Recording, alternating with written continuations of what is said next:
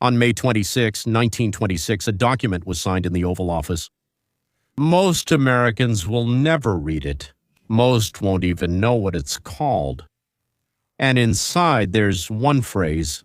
And that phrase, my friends, in another country, in another century, was the first chord of music that humanity, well, sort of promised itself never to hear again. And it seems that instead of fighting it, we're starting to play it again. I'll tell you what this document is and what it's called. It names the third enemy of the nation. And why am I talking about this now? I don't really like it when people name enemies of the nation. But first, two short stories that I can't help but mention because they're also worth your attention. The first one is heartwarming. This weekend on a small island in the Bahamas, Donald Trump Jr. and his bride, Bettina, got married. Betton Anderson, the ceremony was tiny, very private, with no press, no covers, no cars with flashing lights. And the groom's father, well, the President of the United States, will not be at the wedding. He stayed in Washington. The official version is about Iran, about state affairs, about circumstances that don't allow it. Well, that's just a polite cover for the press. But the real reason is much more beautiful. The son asked for peace and quiet. The father gave in. And friends, for a person who loves the stage as much as Donald Trump does, to say to his son, "All right, I'll stay home so you can have some quiet," is, mind you, an act of true parental maturity. Sometimes the most presidential decision is the decision not to be president in certain situations. The second story is completely different. It's bitter and important. Last week, the Russian Foreign Ministry announced that 27,000 compatriots returned home to Russia over the past year. The state press picked it up. They're coming back, they've repented, they've understood. Remember this number, 27,000. Because you and I will take a calculator and count. From 4 to 6 million people have left Russia since, let's say, the collapse of the Soviet Union. Up to 1 million since February 24th, 2022. In my opinion, it's more, but their statistics say it's around 900,000 to 1 million.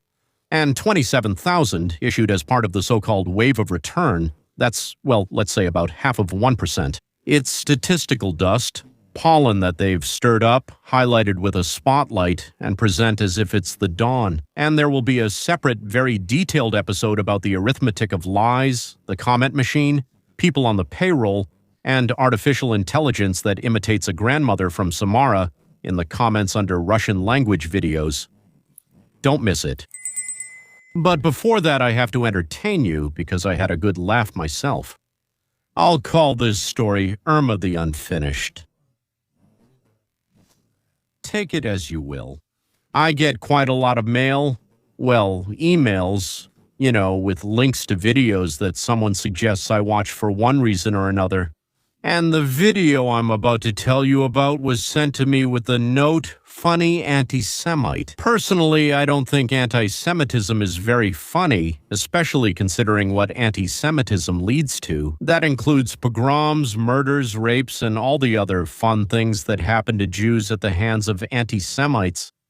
For some reason, I clicked on this video, which I rarely do, and I didn't regret it. I want you to listen to how it starts. We'll discuss everything else later. A puny fat Yid was walking home, his feet worn out. Suddenly he saw someone's name was lying on the road. If someone didn't believe their ears or didn't hear it clearly, I'll repeat. A puny fat Yid was walking home, his feet worn out. First, let's talk about the stanza. In the second line, there's clearly one syllable missing. That is, was walking home, his feet worn out, tarara. So one ra is missing. The first line has 8 syllables, and it's a trochaic tetrameter with a feminine ending. So the second line, puny fat Yid, has 6 syllables. With a masculine ending, trochee expects 7 syllables. It's clearly not enough. For example, like this. Was walking home, his feet worn out, our puny fat Yid. That would be much better. So even was walking home, his feet worn out, oh lousy fat Yid. That would also sound nice. By the way, was walking home, his feet worn out, a terribly nasty fat jerk. That would also be good. I mean, good from the point of view of poetry. I'm not sure. In terms of meaning, I have to admit that when I arrived in Israel, I was immediately asked if I wanted to change my German-Austrian last name, Weinstein. Originally, so to speak, we're from Vienna. Well, the family is from Vienna. Weinstein, Herr Weinstein, that's what they call me there. It means prominent stone, Weinstein. Yes? Well, for example, right here in Israel, they suggested I change Weinstein to a Hebrew name, which is much shorter, much more beautiful, and means the same thing, namely a press that is placed on grapes to squeeze wine out of them. Just in case, before agreeing to anything, I asked, "And what would what you're suggesting sound like in Hebrew?" And two chirping girls happily told me, Gad, Gad. And somehow that immediately diminished my desire to change my ugly, long, incomprehensible last name to a completely clear, short, beautiful one, Gad. Well, today we're not discussing my biography, of course, but the wonderful poems of a girl named Irma, nicknamed Zaubert. As you all know very well, of course, Ubert in German means over, above, beyond. Yes, there, excessive maybe, right? Well, that is the poems of a girl named Irma, nicknamed Zathru. I don't know in what way she's over, because in her poems she's clearly not up to par. So back to Irma, or as Americans say now, forward back. I've cherished this dream for ages. It's a sign from God. You must understand, you fools. You can't do without a Tsar here. Let them hold on to their hope. We need to act faster. We'll use a trickier law to get rid of the heroes. Worldly affairs comfort me while you find coziness in old age. Honestly, it's not very clear, but at least every word rhymes with the word Jew. That's already something. There's even a torture chamber here if needed. Life isn't all sugar. I have to share with the common fund. And I got rid of Yura. Let him walk around naked. Now you can sleep peacefully. We'll sort out all this crap. But I would say that the most interesting thing isn't even the poem, if you can call it that. There you go, and not even the poetess. I won't apologize for that, but the listeners' feedback, whom I would still call viewers, most likely, more than listeners, that is. Andrei Popkov wrote, "Super," with 2 exclamation marks. Alina Lieberzon. It's quite possible that she's not Jewish, and the last name is from her husband. She wrote, "Bravo," but with only 1 exclamation mark. Renat Nadrov wrote, "U-E Akai."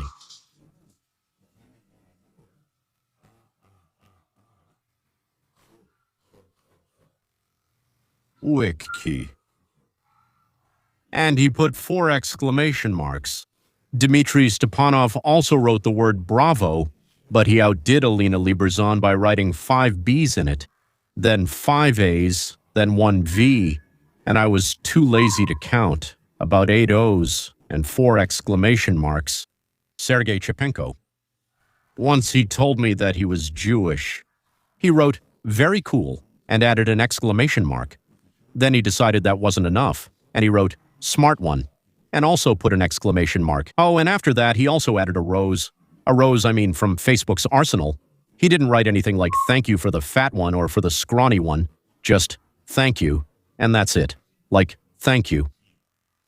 Sergei Falachev. I think that's a nickname after all, because phallic, you understand what that means. He wrote, "Irma, thank you for existing," exclamation mark, and then, "Happy holiday."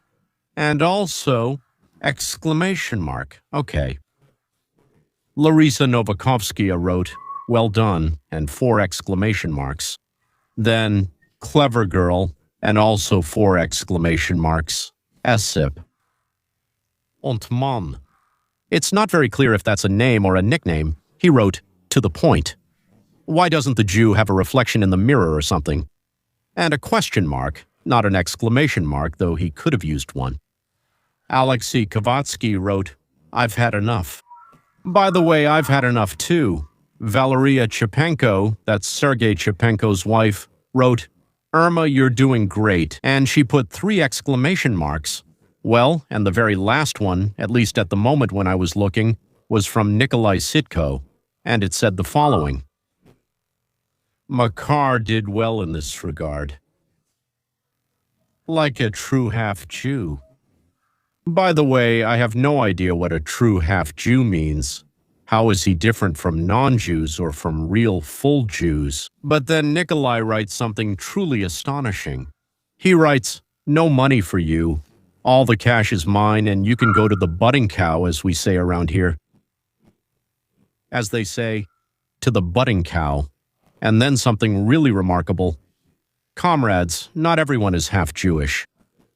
And honestly, I don't know if he's complaining or expressing his joy about it in this way. So I'm wondering, what did they like most? The style, the meaning, or the Jew baiting?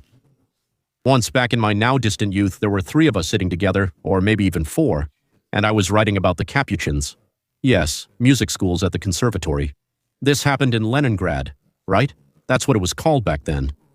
We were probably about 15 years old, but by that time we had already done several skit shows, several KVN shows, and countless evenings and parties. And so, while preparing for another evening, the following phrase was born. Even though there's no rhyme in these chastushkas, there's no meaning either. So I think that all of this, what we've heard, well, that's it. So what we came up with back then, Senya Skigan, Misha Aptikman, Marina Mishuk, and yours truly, was clearly about Irma, who, well, is against taxes. That's it. That's all. The rhymeless sarcasm ends here. Let's move on to serious topics. Back to the main point.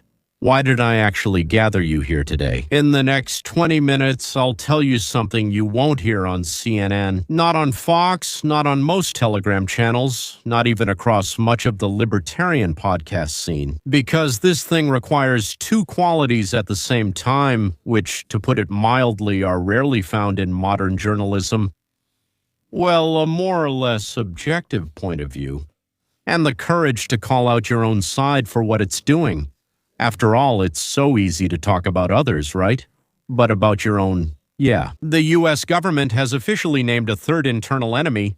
Internal enemy, you know, we went through that in the Soviet Union. Yeah. By the way, the first 2 aren't really up for debate. Drug traffickers, I don't know, drug lords, yeah, and Islamists. Oh no, here they are. Drug cartels and Islamists. And I think they said militant Islamists, right? And the 3rd one, which I'm talking about, goes like this. So, write this down word for word. Violent left-wing extremists. The translation into Russian sounds terrible, awful, including anarchists and anti-fascists. They mean those who use violence, of course. That's it. Because violent left-wing extremists, it sounds terrible. So, I know what you're thinking right now.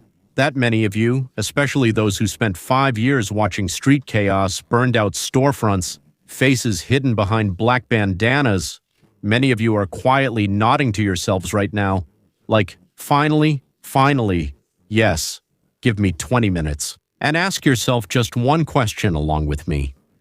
The very one that determines whether a person truly loves freedom, or only when it's convenient for them. If tomorrow, in that very 3rd basket of enemies of the people, it's not Antifa who ends up there, but you. Well, let's say it's an organization that Sorry, my dog started barking. An organization that, let's say, is somehow related to us, right? Like the Tea Party, for example, right? Or Make America Great Again, MAGA. Will it be? Okay, it could easily happen. By the end of this episode, you'll have 3 tools, a framework to see what's really going on, a story to understand how we got to this point, and Hillel's question, which is 2,000 years old. Without it, none of this makes sense. I promise you one more thing. At the end of this conversation, after all the difficult things I will say, you won't be left with despair. You'll be left with clarity. And clarity, mind you, is the main antidepressant in an era when fog pours out of every speaker. Well, let's go. Document. So what is this document? White House Memorandum, May 6, 2026. Our White House. It's called Counterterrorism Strategy 26. It's 16 pages, signed by the President. And he divides the enemies of the nation, exactly into three categories. As they say here, yes, the first category is narco-terrorists and transnational gangs, cartels, MS 1313. No questions, everything is clear, right?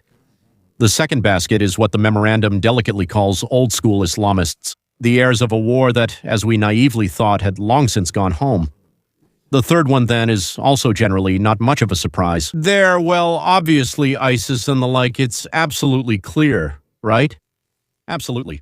Now, the third basket is new, and here's where it gets interesting.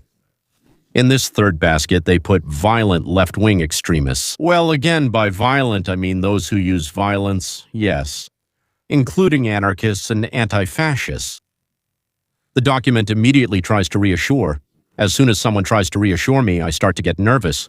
The work will be conducted apolitically. And what does that mean? It means that counterterrorism powers will not be used against fellow citizens who simply disagree. How do you tell the difference between citizens who just disagree and those who are doing more than just disagreeing?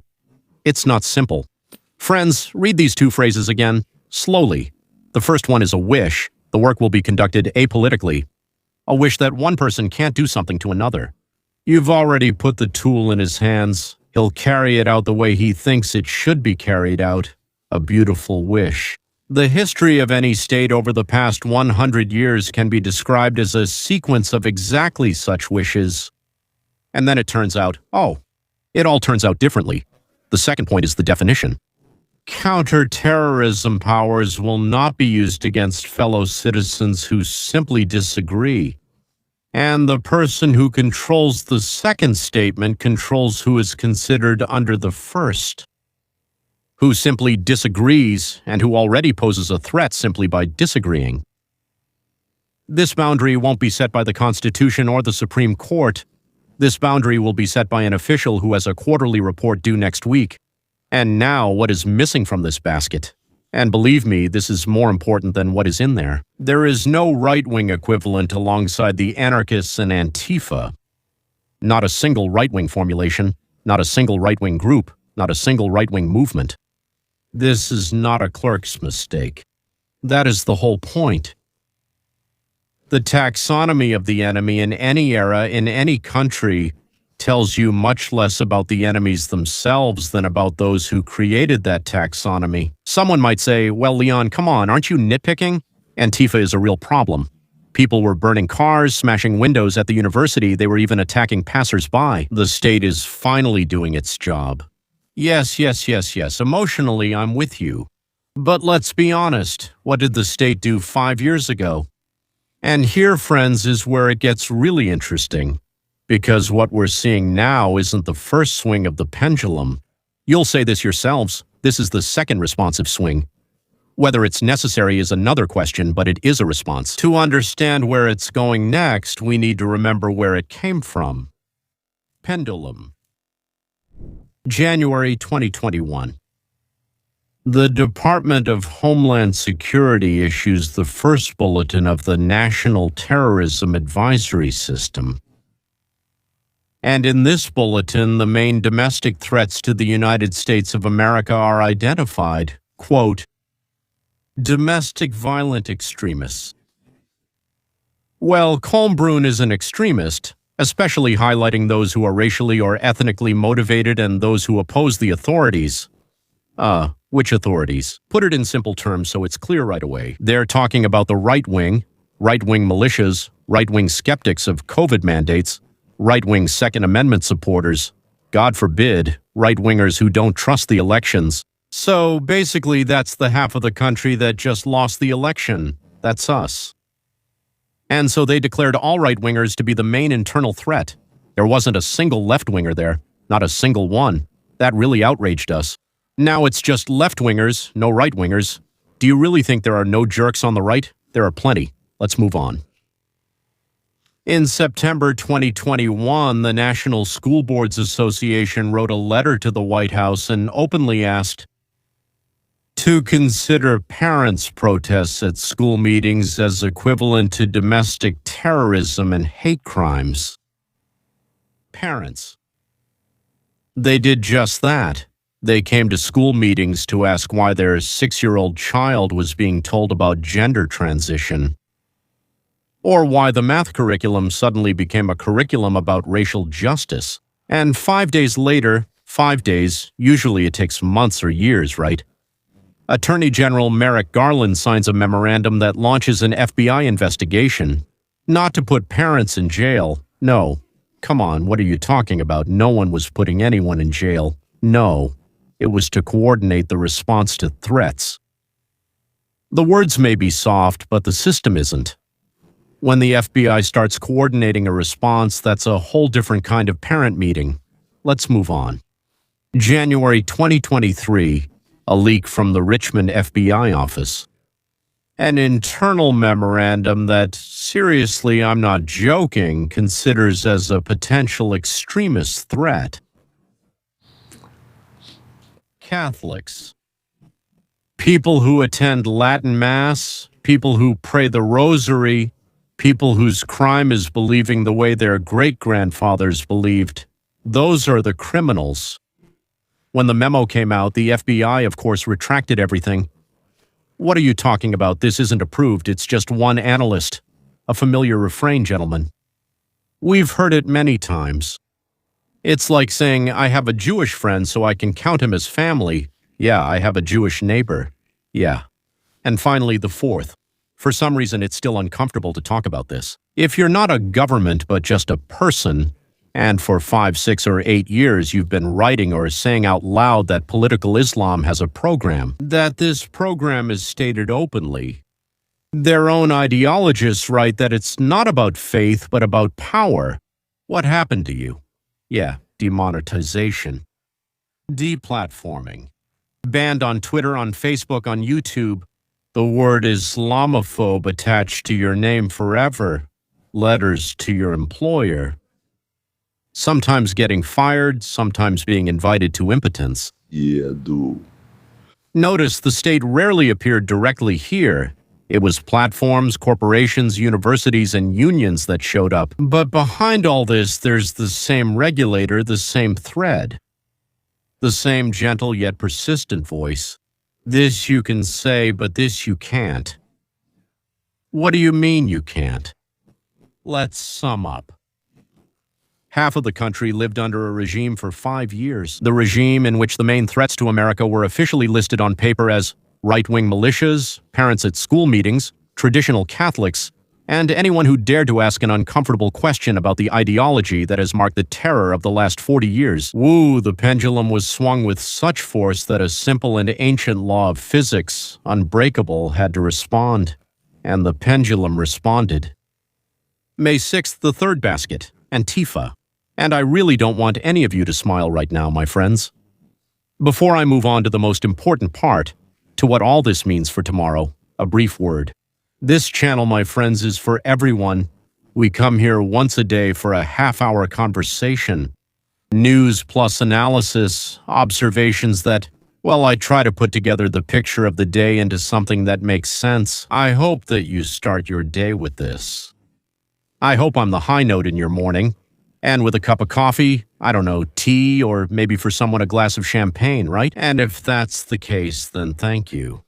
But for those who find it not enough just to understand what's happening, I mean, for those who want to dig deeper, to understand cause and effect relationships, to know why we ended up where we are, and actually how this can be fixed, I have a second channel. It's called Roadmap to Freedom.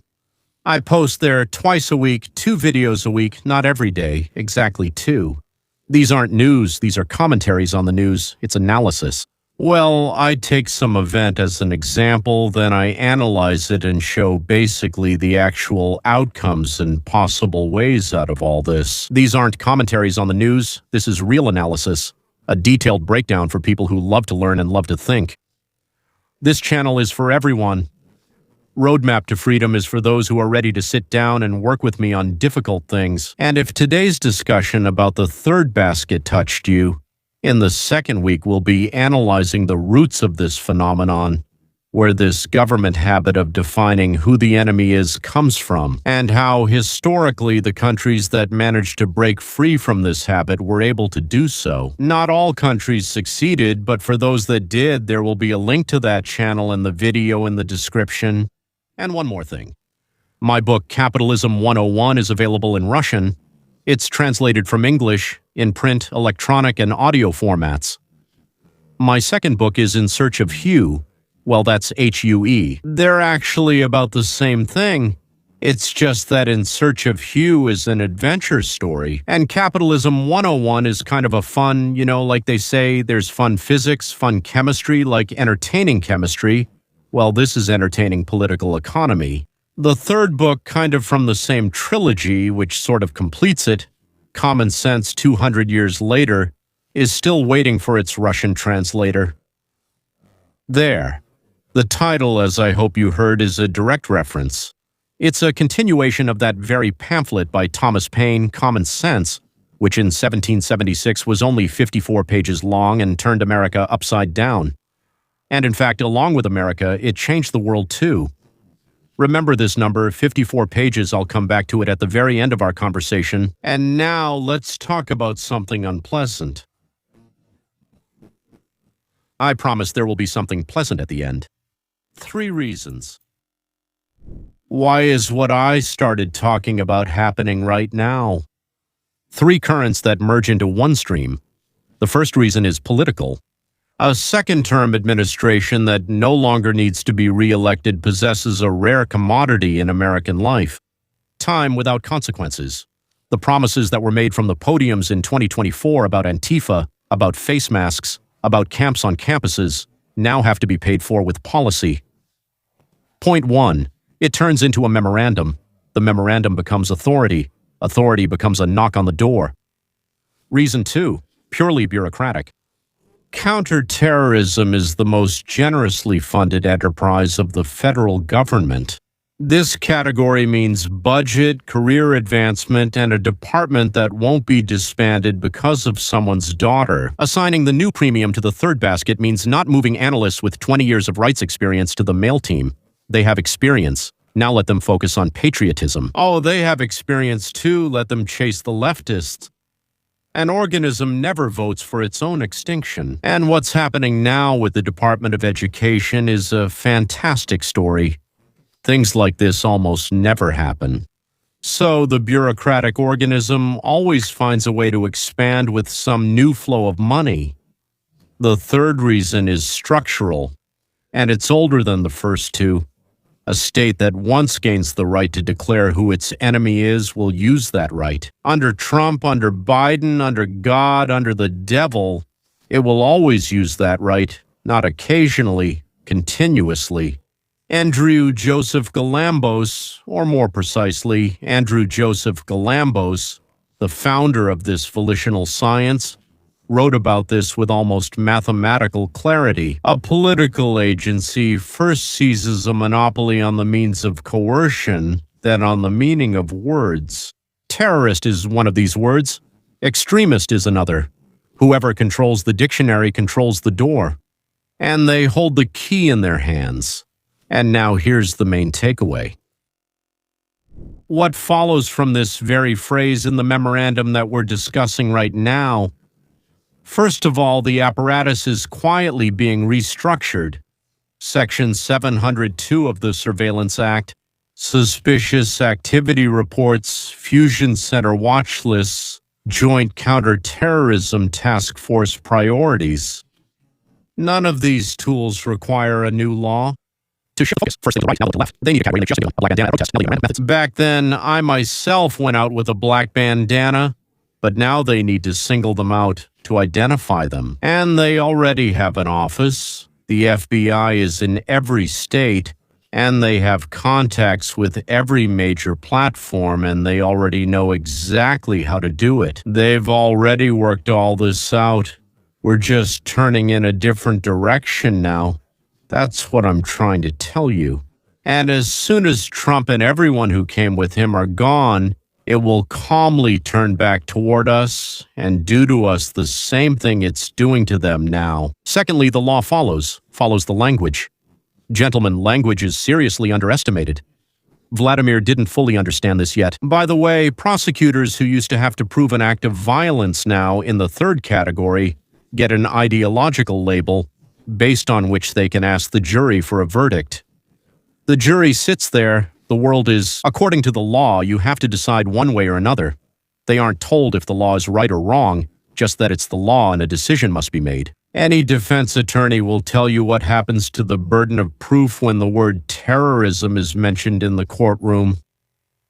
Well, that doesn't go away. It doesn't leave the courtroom anymore. And thirdly, gentlemen, this is where the part begins that a libertarian is obliged to say, even when it's unpleasant to say it. The precedent doesn't remain. Under this administration, it can't remain. A power forged in 1926 by a Republican president. It will lie polished and ready for use on the desk of whoever takes the office. Well, either in 29 or 33, maybe 41. The next occupant will choose what to put in the third basket. And every president, without exception, learns the same lesson about the tool that we have. It's easier to pick it up than to let it go. Hillel's question. The great Hillel, whose rule underlies every serious argument in favor of freedom, asked us a question that has not dulled for more than 2,000 years. What is hateful to you, do not do to your neighbor. This is our entire teaching, he said. The rest is just commentary. Commentary. Is there a left-leaning person who wouldn't want to be included in the federal category? Rosa, because he has a lot of right-wing views in his head, has every reason not to like the politics of these leftists. I must note what a horror it would be if this inclusion against the enemy happens, especially when it happens from their own side, while they only care when it happens from the other side. It's much easier to notice and shout about this not because I like Antifa, not because we agree with them, and not because there was violence among the population. So the point should be judged because the tool we use today to cross them out is the same tool that will cross us out tomorrow. And do you know who it will cross out in 2 days? Our children. A state that has freed itself from moral law always ends up deciding which beliefs are acceptable for its citizens. This happened in Europe right before us. Vance came and said, "My God, what a horror is happening here."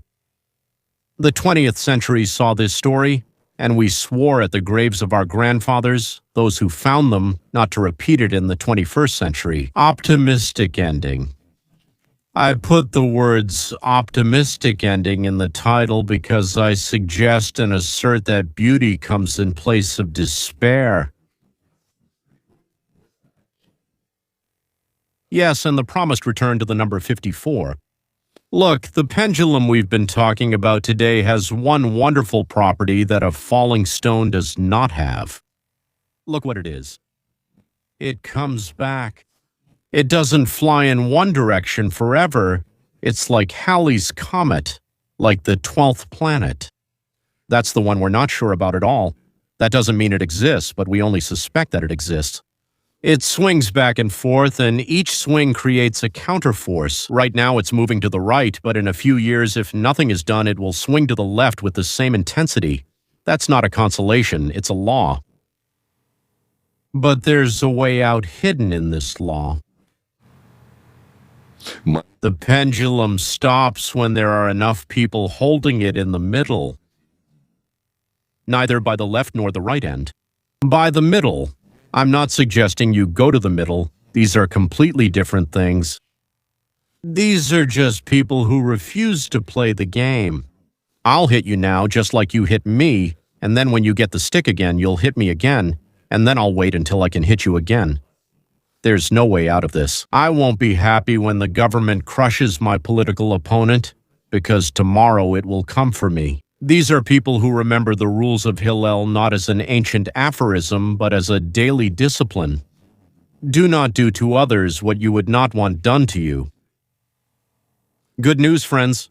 There are more of these people in America than the news suggests. A lot more.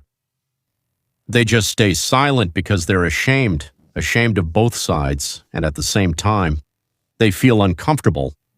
At a right-wing dinner, it's already awkward to say you're against the third basket, and at a left-wing dinner, it's already awkward to say that the FBI flyers about parents being extremists were a disgrace. So it's time to change this shame into something else, because if we don't, it will always stay this way.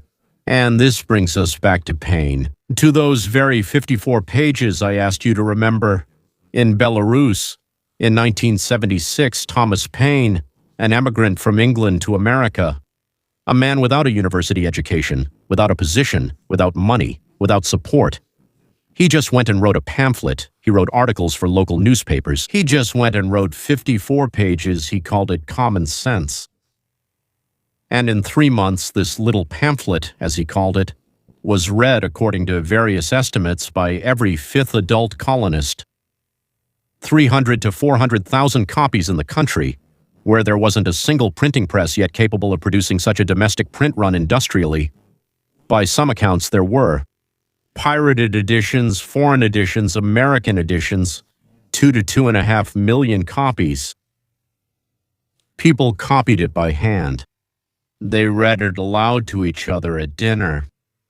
They carried it from city to city under a horse's saddle. They were afraid it was such seditious material that they'd get caught. You know, like that joke, right? When after the Soviet Union collapsed, Gromov looks at his enemy and says, "Listen, I read something in Pravda." He says, "What? What is it?" Tell him it's books, not something to discuss over the phone. That's about how it was. Gentlemen, 6 months after all this started, the country declared independence. One book. One person. That's how an idea works, gentlemen. When its time has come, it's not carried by an army, not by a government, not by a corporation. It's carried by people. Ordinary people who at some point decide, enough. I can't take it anymore. I'm speaking directly to those people right now. To you who see all this, who understand all this, but who have had the right words inside for a long time, but there's some kind of fear, so to speak. I don't know how to put it. It's hard to cross that threshold. It's like you can't cross the Rubicon. Yes, to say it out loud. You have much more than you think, I guarantee you, more. And you are the only one who can stop this pendulum. Not the party, not the president, not the next president, only you. Only this quiet group of people scattered across the country who still remember why the Declaration was written. If this episode helped you find the words, share it with one person, not 10, just one. With someone who is doubting right now, with someone who feels that something is wrong but can't even explain to themselves what exactly. Pain started with one. Every movement that changed the world started with one, then with 2, then with 5. And never with 1 million right away. Freedom, my friends, is never preserved automatically. Ronald Reagan talked about this. It is preserved by the generation that decides not to give up. And every generation must decide not to give up. Otherwise, the product called freedom will rot and be lost. And that's the miracle. This generation always appears. In the 17th century in England, in the 18th in Philadelphia with that very pain, in the 20th in the trenches underground, in kitchens where people listen to enemy voices through the jamming, and now in the 21st century here, at your screens, with a cup of coffee, with children sleeping in the next room, in a 16-page memorandum, the principle behind it is older than the Republic. And age doesn't matter, because the question he asks us will come up in one form or another during every administration in our lives. Are we ready to agree that the state can call our neighbor a terrorist just because he believes in something different? I don't know. Maybe tomorrow he'll be in power after being wronged, and he'll need to take out that resentment on us. Just from a pragmatic point of view, maybe it makes sense to stop. If your answer is the same as mine, then we have work to do. The work of learning, the work of speaking out, the work of reaching those who don't see yet or see things unclearly. And this work, like any important work, is much more enjoyable than it seems. At least from the outside, because among the people who do it, there are no boring ones. Thank you for listening until the end. Thank you for being with me. And well, see you tomorrow, because tomorrow will be even better than today and much better than yesterday. Goodbye.